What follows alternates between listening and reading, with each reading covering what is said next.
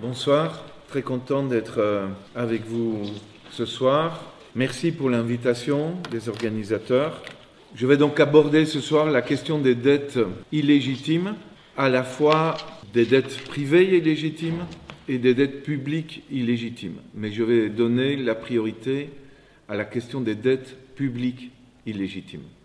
Donc quelques mots d'abord sur les dettes privées illégitimes. Les dettes privées illégitimes, ce sont des dettes contractées par des particuliers, des familles. Ça peut être par vous-même, vos parents, ou vous comme étudiants ou comme jeunes. Et le phénomène des dettes privées illégitimes est allé en s'accroissant dans cette phase de globalisation capitaliste financière. Donc suite aux politiques néolibérales de privatisation de l'enseignement, et notamment de l'enseignement universitaire, on assiste depuis 20 ans à un phénomène croissant d'endettement des étudiants. Aux États-Unis, un étudiant sur 3 a une dette personnelle de $30 000. Au Japon, c'est un étudiant sur 2 qui a une dette en moyenne de $30 000.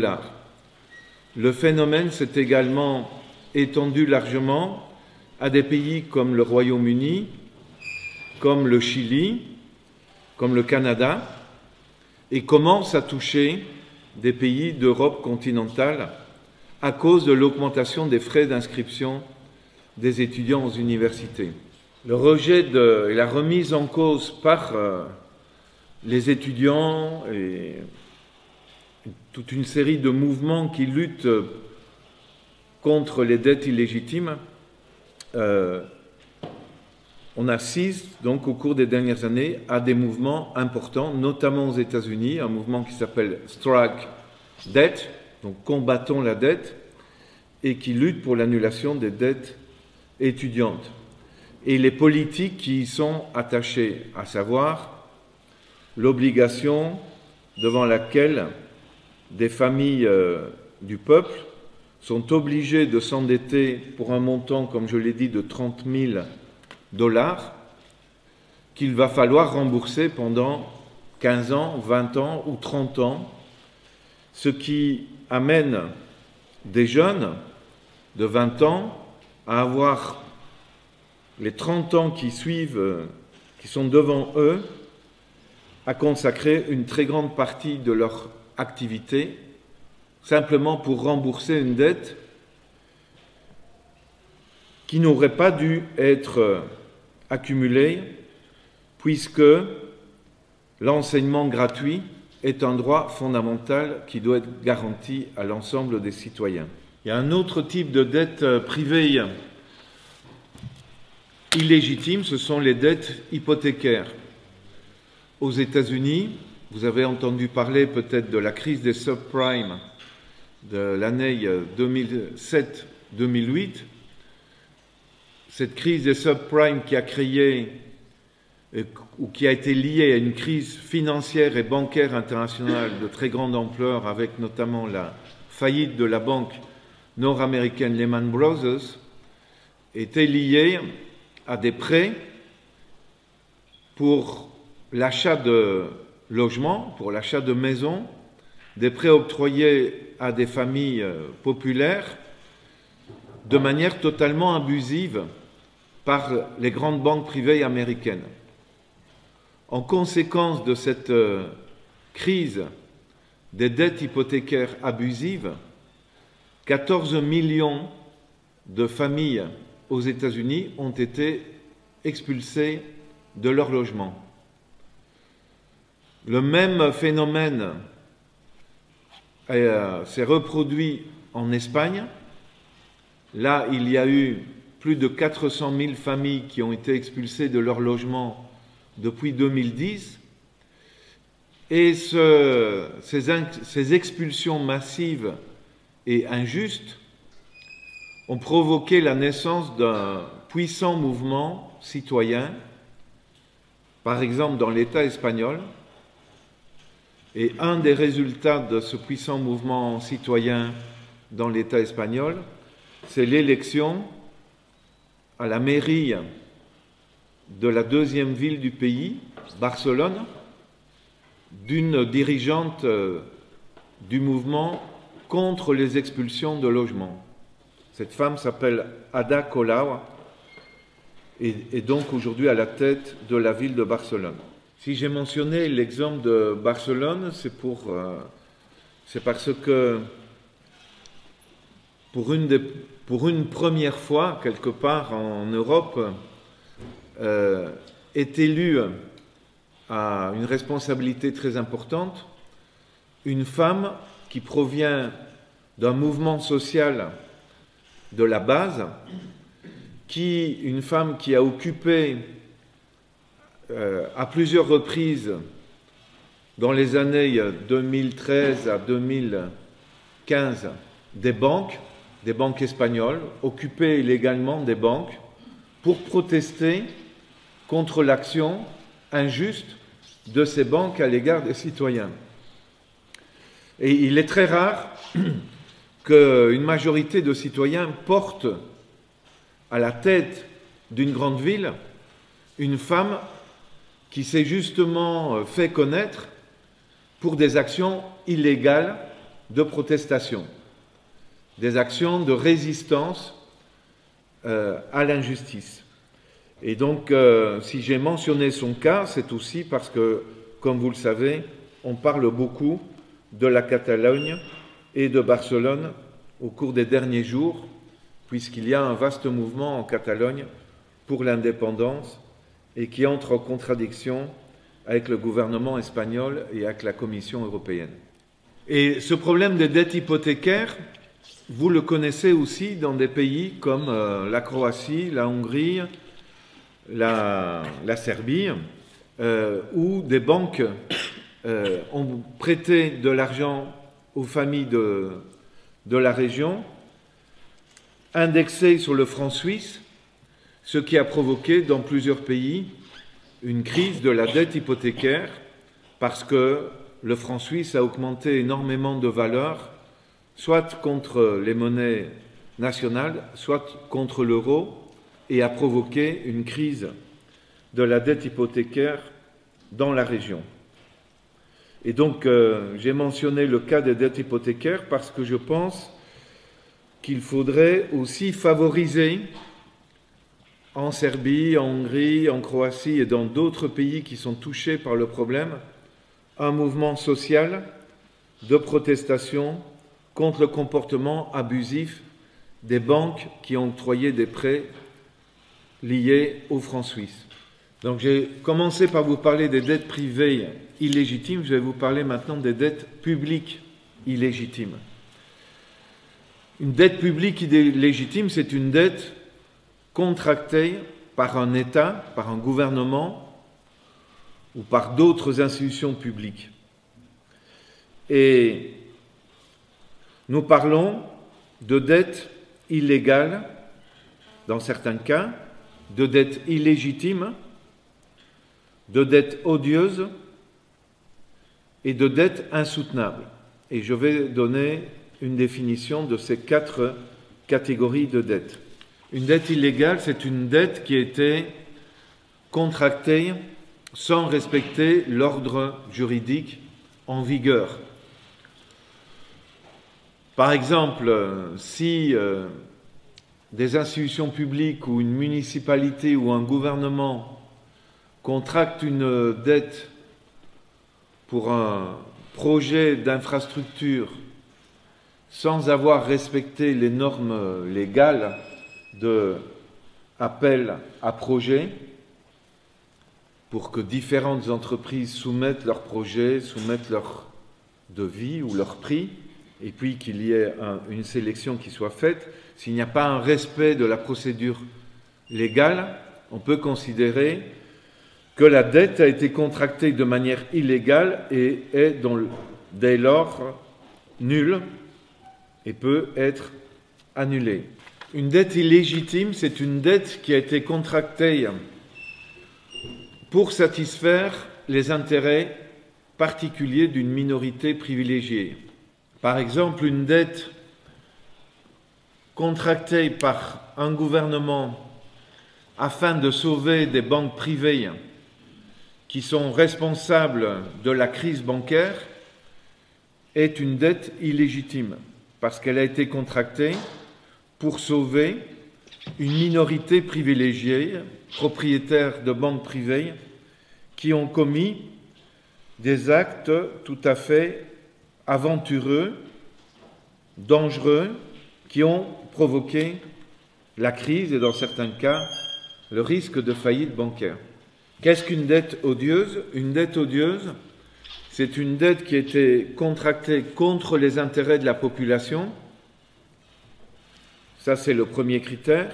Le deuxième critère, c'est que les créanciers qui ont prêté l'argent au gouvernement étaient conscients que les prêts qu'ils octroyaient ne serviraient pas les intérêts de la population.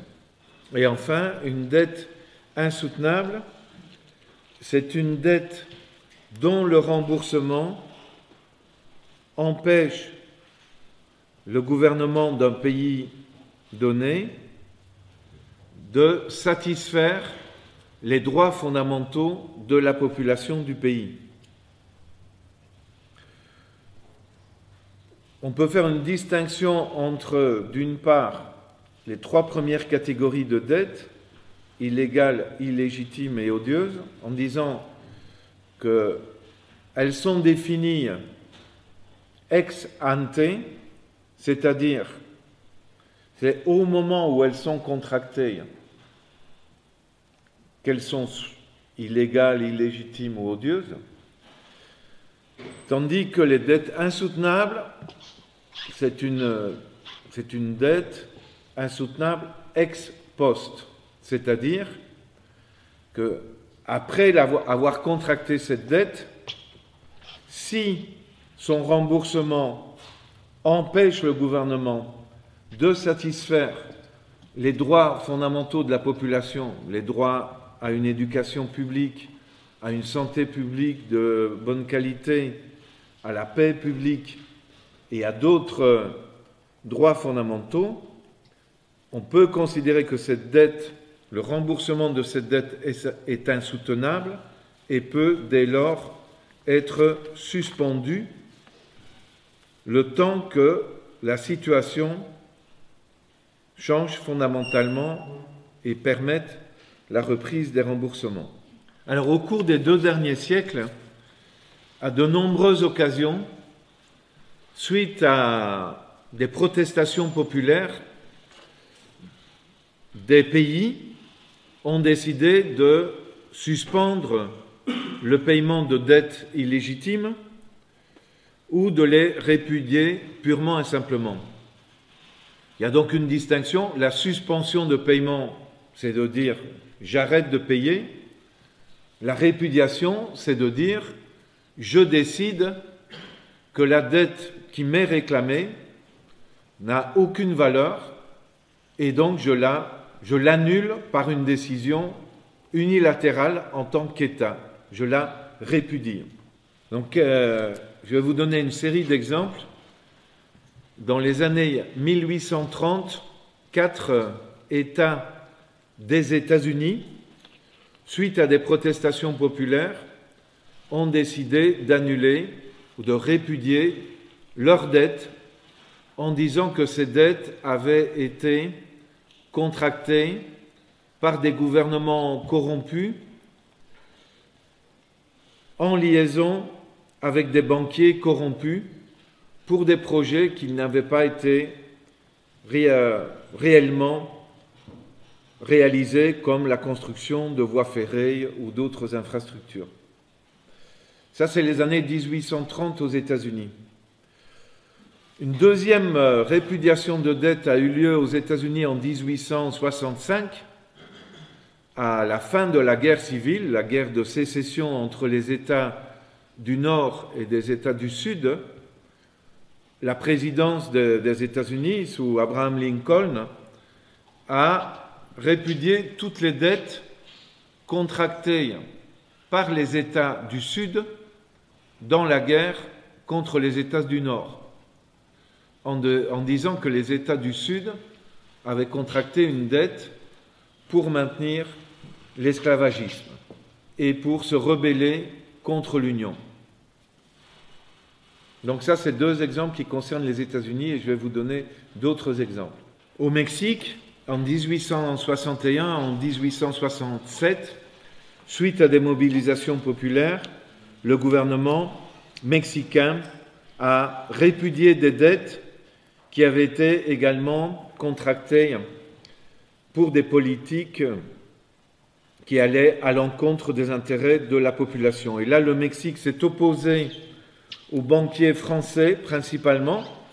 La France a envahi le Mexique en 1862 avec 35 000 militaires et grâce au soutien populaire en 1867, le Mexique a définitivement vaincu les envahisseurs français et a réitéré l'acte de répudiation des dettes de manière victorieuse. Je pourrais vous parler aussi de ce qui s'est passé entre les États-Unis, Cuba et l'Espagne en 1898, mais nous n'avons pas le temps, en 1888, pardon. Mais je voudrais dire un mot de ce qui s'est passé avec la révolution russe. En 1905, lors de la première révolution russe, le soviet de Petrograd a adopté en novembre 1905 le manifeste financier ou le programme financier qui rejetait les dettes contractées par le tsar et qui dénonçait donc les dettes contractées principalement par le tsar auprès des banquiers de Paris, qui dénonçaient ces dettes comme des dettes illégitimes et odieuses. Quelques jours après l'adoption et la proclamation et la publication de ce manifeste financier, le gouvernement du tsar a fait arrêter tous les dirigeants du soviet de Petrograd, et notamment son président Léon Trotsky. Et 12 ans plus tard, quand la révolution russe a triomphé fin octobre, selon le calendrier de l'époque, fin octobre 1917, le gouvernement bolchevique a annoncé qu'il allait prendre un décret de suspension de la dette et puis de répudiation totale des dettes contractées par le tsar et par le gouvernement provisoire présidé par Kerensky entre février 1917 et octobre 1917. Cette répudiation des dettes a provoqué une réaction internationale des grandes puissances de l'époque, la Grande-Bretagne, les États-Unis, la France, qui ont exigé des bolcheviks qu'ils renoncent à la répudiation des dettes. Les bolcheviks ont maintenu leur position, n'ont jamais remboursé les dettes contractées par le tsar, et malgré ça, ça a été une très grande victoire pour la Russie, parce que malgré la répudiation, les gouvernements de pays comme la France, la Grande-Bretagne, les États-Unis, l'Allemagne et d'autres pays créanciers ont effectué de nouveaux crédits à la Russie soviétique, ce qui montre qu'il est parfaitement possible, comme dans les cas précédents que j'ai mentionnés, les États-Unis, le Mexique, ce qui montre qu'un pays peut parfaitement répudier ses dettes et réussir financièrement à trouver des moyens pour son propre développement. Et toute une série d'autres exemples peuvent être donnés et qui correspondent à d'autres périodes du XXe siècle. C'est le cas du Costa Rica en 1923, le cas du Brésil dans les années 1930, et plus près de nous, mentionnait que lors de l'effondrement de l'Union soviétique en 1991, les 3 républiques baltes, Lituanie, Estonie et Lettonie, ont dénoncé les dettes de la Russie ou de l'Union soviétique, les ont répudiées en disant que comme république, elles avaient été annexées par l'Union soviétique dans le cadre du pacte germano-soviétique de 1939 et que donc ces républiques n'avaient aucune obligation de payer pour les dettes du régime stalinien qui leur avait été imposé. Ce sont tous exemples de victoires de pays qui ont répudié leurs dettes publiques considérées comme illégitimes. Alors, plus près de nous, au cours des 10 dernières années, il y a également eu des expériences de répudiation ou de suspension de paiement. J'ai participé à une de ces expériences, c'est l'expérience de l'Équateur. L'Équateur est un pays d'Amérique latine. À la fin de l'année 2006, un jeune président a été élu avec un fort appui populaire et ce jeune président, Rafael Correa, s'était engagé, s'il était élu comme président, à remettre en cause les politiques néolibérales, à dénoncer l'accord militaire avec Washington et à remettre en cause le paiement de la dette. Il a, une fois élu, il a mis en place une commission d'audit des dettes réclamées à l'Équateur et il m'a invité à faire partie de cette commission. Nous étions 6 étrangers, non équatoriens, connus pour notre travail sur la question des dettes, et nous, à faire partie de cette commission. Nous avons travaillé pendant 14 mois avec un soutien de la population équatorienne et la participation de délégués des syndicats et des organisations indigènes de l'Équateur. Et à la fin de nos travaux de 14 mois d'investigation sur la dette équatorienne, nous avons recommandé au gouvernement de l'Équateur de suspendre le paiement de la dette que nous avions identifiée comme illégitime. Le gouvernement équatorien, sur la base de nos recommandations, a suspendu le paiement de la dette et au bout de 9 mois de suspension de paiement, a réussi à forcer les créanciers de cette dette, c'était des banques américaines, d'accepter une réduction de la dette de 70%. Ça a été une victoire très importante de l'Équateur. Après cette réduction radicale de la dette équatorienne, le gouvernement équatorien a pu augmenter très fortement les dépenses sociales dans les domaines de l'éducation, de la santé et de la création d'emplois. C'est donc une victoire. À la même époque, en Europe, l'Islande a également affronté ses créanciers. Le peuple islandais s'est mobilisé très fortement suite à la faillite frauduleuse de toutes les banques privées du pays en 2008.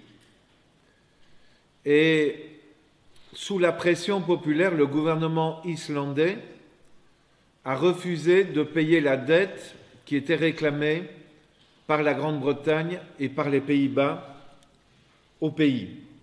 Ça s'est terminé également par une importante victoire pour le peuple islandais. Pour le pour l'organisation que je coordonne, que j'anime et qui s'appelle le Comité pour l'abolition des dettes illégitimes, la participation citoyenne dans l'audit des dettes est absolument fondamentale.